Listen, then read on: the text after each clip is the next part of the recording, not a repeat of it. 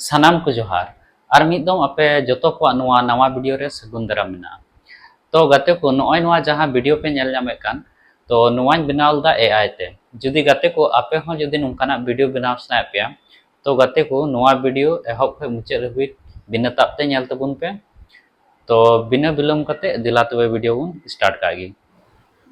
तो गाते को नित दो पिक्सवर्स ऐप बुन खुलवा। पिक्सवर्स ऐप खुलो लखाय नॉय का इंटरफेस नेलवा। तो नॉय चितान रे लिगान खारे सर्च आइकन उनार बुन क्लिका। तो सर्च आइकन रे क्लिक करते नोंडे बुन सर्चा ऑक्टोपस। तो गाते को ऑक्टोपस ऑल करते सर्च लिखाय ऑक्टोपस नोंडे टेम्पलेट हेजना उनार बुन क्लिका और गाते को नॉय यूज टेम्पलेट उनार बुन क्लिका। नोंडे गाते को फोटो सेलेक्ट लगे मितावना। तो नोंडे इन फटाफट फोटो सेलेक्ट लगी। तो गाते को फोटो सेलेक्ट करते नोंडे क्रिएट बटन रिंग क्लिका।